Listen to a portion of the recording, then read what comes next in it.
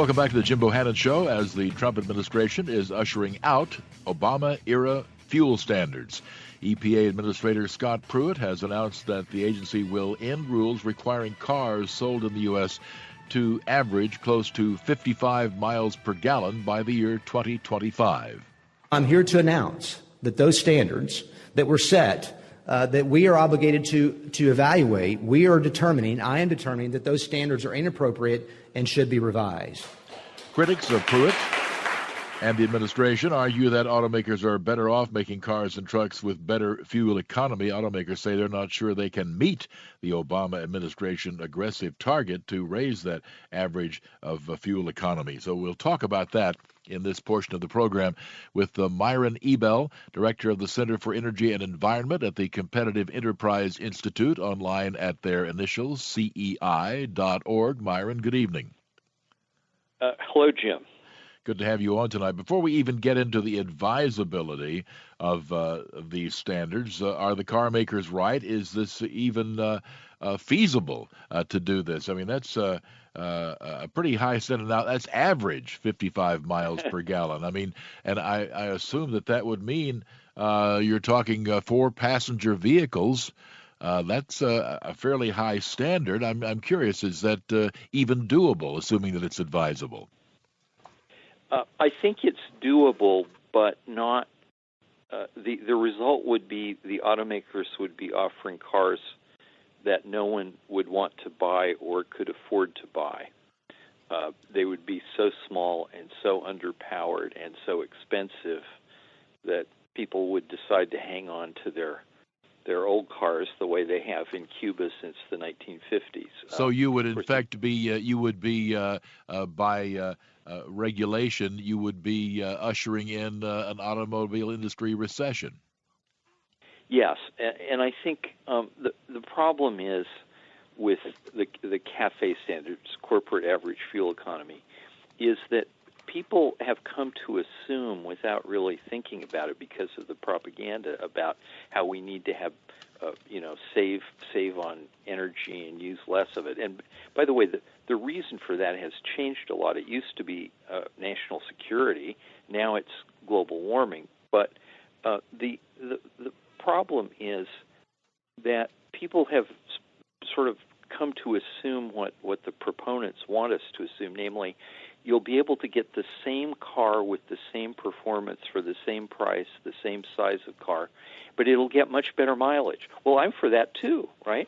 But that's not the way it works. There's a trade-off here. When you have higher fuel economy, you're going to have a smaller, lighter car. That's going to be a less safe car, and the government has decided with CAFE that there's really only one factor that counts, and that's the fuel economy.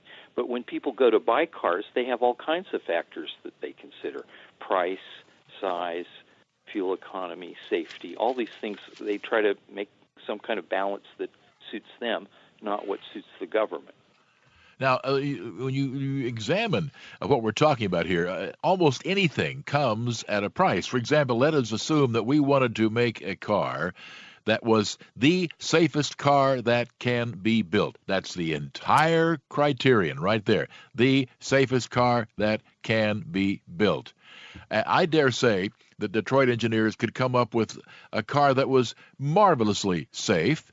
Maybe nobody would want to buy it, and probably nobody could afford to buy the $500,000 price tag attached to it.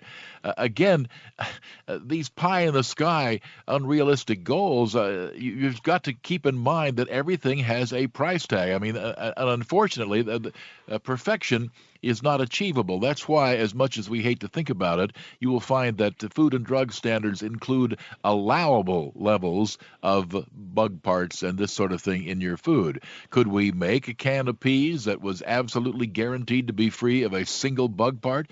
Yeah, but the can would probably cost $30. Right. That's exactly right, Jim. You know, the thing about government involvement in these things is it limits people's choices to get what they want on behalf of some larger goal, a national goal. And the way they've tried to sell CAFE is, well, yes, cars might be more expensive, but you'll make it up because you will use less fuel.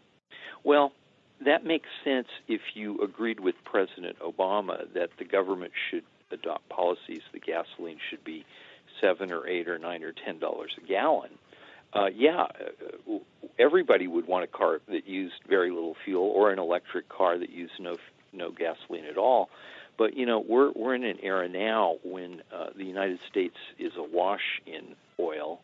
The price of gasoline is under $3 a gallon, and the additional cost of a car that has high fuel efficiency, you'll never make it up in savings. You'd have to own the car for 30 years. Yeah, exactly. I mean, you would create another recession in the auto industry. How come you haven't traded in that 2018 car? Here it is. It's 2035. Well, I haven't paid it off on gas mileage yet. In the meantime, the Detroit auto workers are all out there on welfare. This kind of thing. It is remarkable the extent to which people will buy into this notion. By the way, speaking of gas prices, weren't they supposed to be up around $5 a gallon by now? Well, it's surprising, but the experts can't really forecast what the price of gasoline is going to be.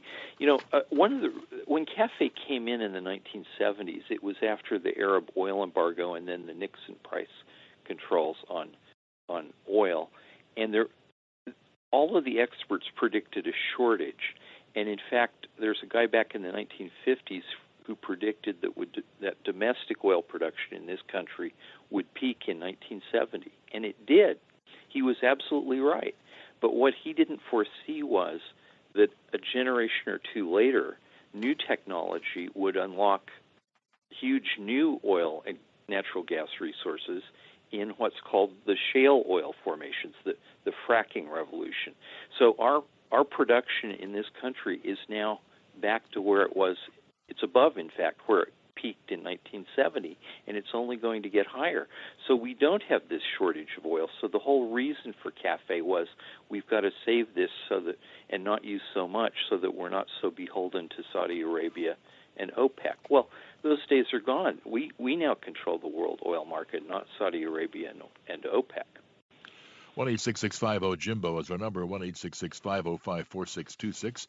Myron Ebell, our guest, is director of the Center for Energy and Environment at the Competitive Enterprise Institute, CEI.org, their website. We're looking at the decision by the Environmental Protection Agency to revoke Obama-era standards requiring cars and light trucks sold in the U.S. to average about 55 miles per gallon by the year 2025. And if you hadn't stopped to think about it, that's 7 years away. More to come, back in a moment.